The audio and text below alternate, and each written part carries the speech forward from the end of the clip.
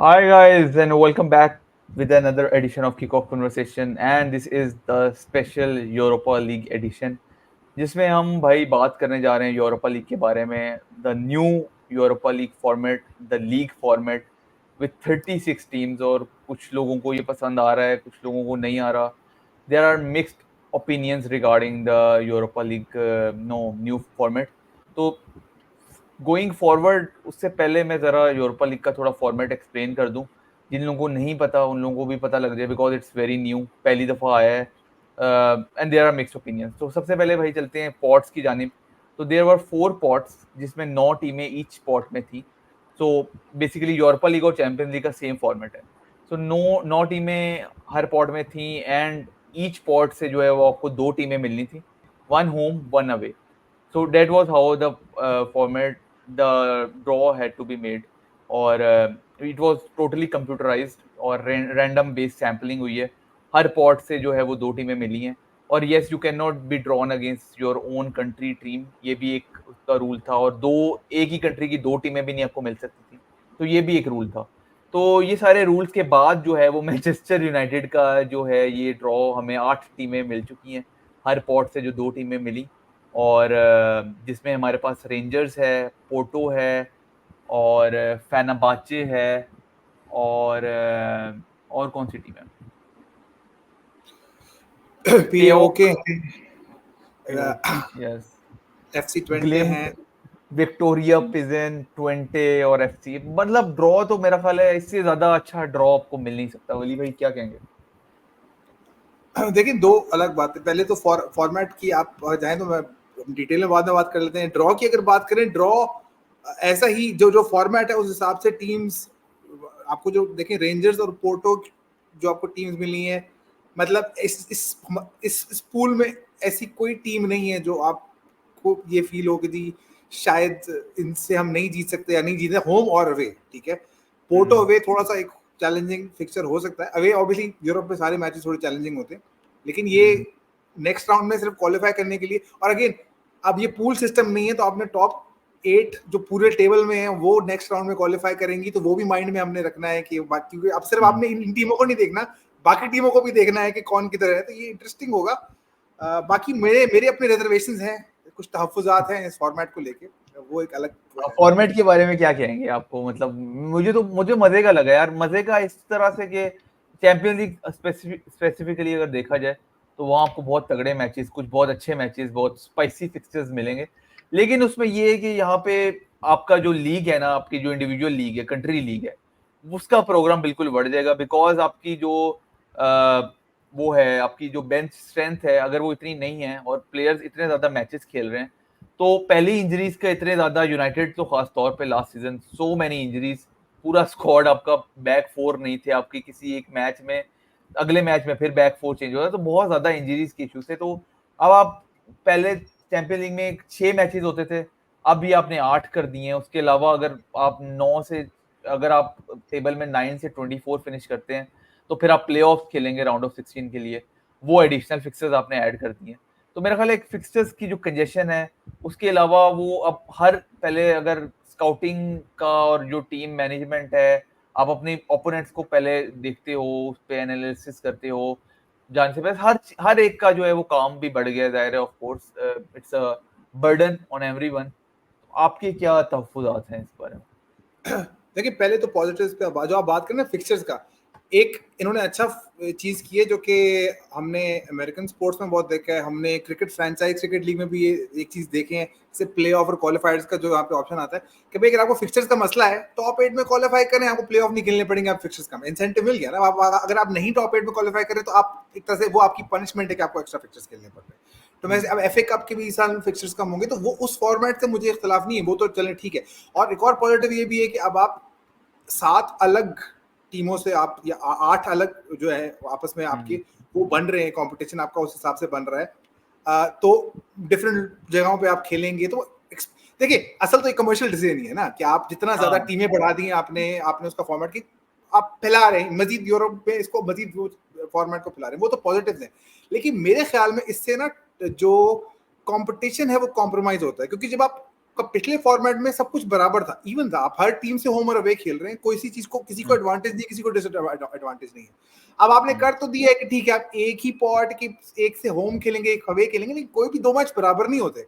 कुछ मैच ऐसे होंगे जो बंदा कहेगा इससे तो मैं होम में खेलूं या अवे में खेलूं, इससे तो मैंने हारना ही था या इससे तो जीतना ही था, पर ये वाला फिक्सर जो मुझे मिल रहा है अगर ये मुझे होम मिल जाता मेरे लिए बेहतर होता। तो ये चीजें मतलब कॉम्पिटिशन अब बराबर नहीं है। तो अब जो लक आपकी अब इसमें थोड़ा फैक्टर, ड्रॉ का फैक्टर मजीद हो गया है इसी स्टेज में। नॉर्मली ऑब्वियसली आगे जाके तो होता था, लेकिन इंटरेस्टिंग होगा, एक्साइटिंग होगा। और मेरे ख्याल में अगर हम यूनाइटेड के हवाले से देखें ना, तो हमारा आइडियल गोल होना चाहिए ऑब्वियसली चैंपियंस लीग खेलना।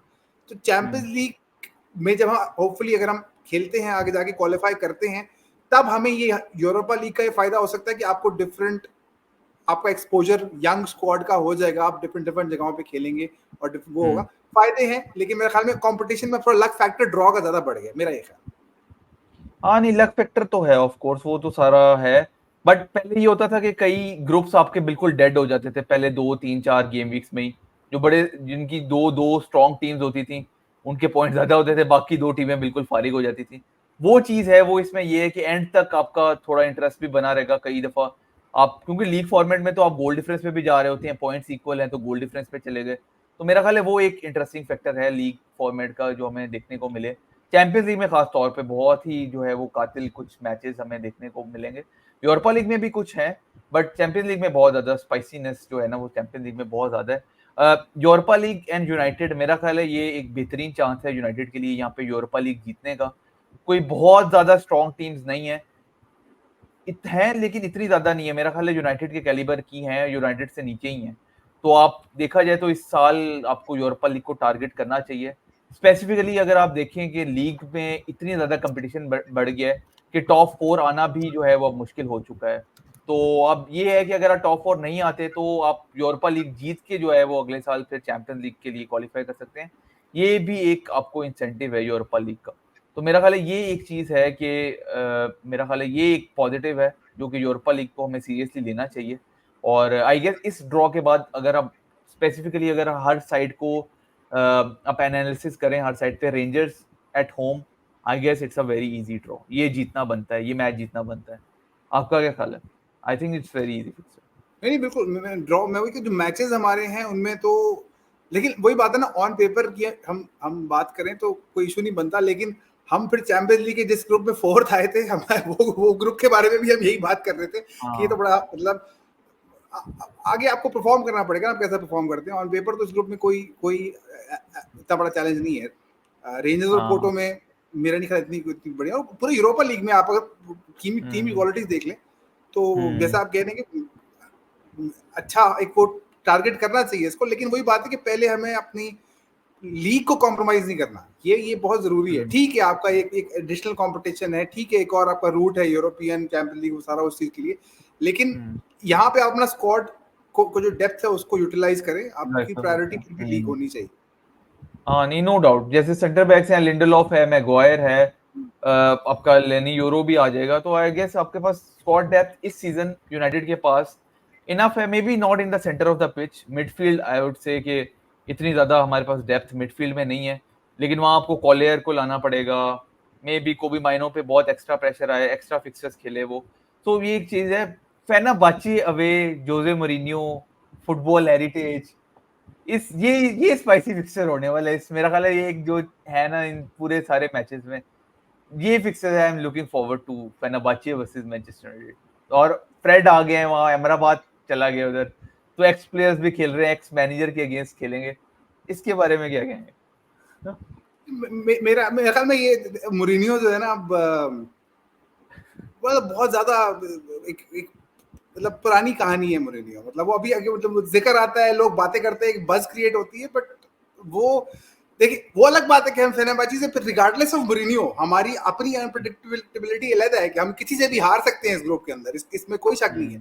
लेकिन वो मुझे नहीं लगता कि अब मोरिनियो का वो अब वो है, वो एक बस, लेकिन कब कंपटीशन है ना, कब कंपटीशन में मोरिनियो का समझ नहीं लगती। वो कभी कुछ भी कर सकता है कब कंपटीशन में।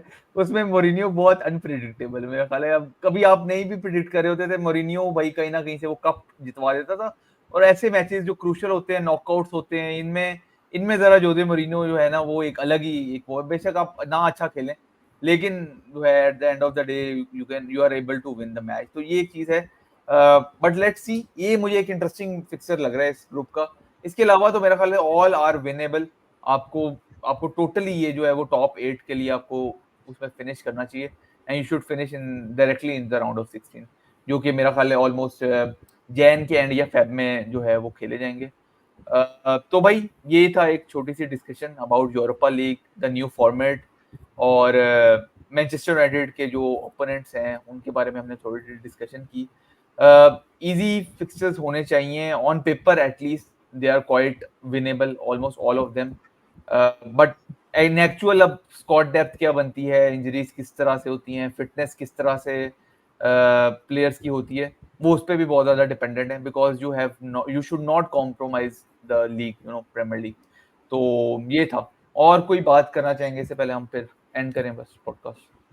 नहीं, वो तो जब स्टार्ट होंगे मैचेस, अभी उन्होंने ऑब्वियसली फिक्सर डेट्स वगैरह भी अनाउंस करनी है, वो जब करेंगे फिर देखते हैं। और ऑब्वियसली देखें, यूरोपियन कंपटीशन तो है, यूरोपियन कंपटीशन तो कोई भी हो उसको सीरियसली लेना चाहिए, और देखते हैं क्या होता है। और अब लीग फॉर्मेट है तो मेरा ख्याल है रूम आपके पास ज्यादा हो गया। जैसे चैंपियंस लीग जब हम लास्ट सीजन खेले थे तो आपके पास जो रूम था ना वो बहुत कम था, आपके पास एरर्स का इतना रूम नहीं था। वहां पे ओनाना ने 1-2 ब्लंडर किए मैचेस में, आपका बिल्कुल ग्रुप का इधर से उधर आप बिल्कुल फारिग हो चुके ग्रुप से। लीग फॉर्मेट में ये 8 टीमें हो गई हैं, थोड़ा इनहैंस हो गया, तो you will have enough time कि अगर आप कहीं ब्लंडर कहीं कर भी देते हैं तो आप उसको जो है वो मेकअप कर सकते हैं इन अदर मैचेस। तो भाई यही था यूरोपा लीग का draw with respect to Manchester United and the format. अगर वीडियो पसंद आई हो तो भाई चैनल जरूर सब्सक्राइब कर देना, लाइक कर देना। हम आपको मिलेंगे लिवरपूल के प्रीव्यू में, और लिवरपूल का वॉच अलोंग भी मैं करूंगा। तो भाई तब तक इजाजत दें, टेक केयर भाई।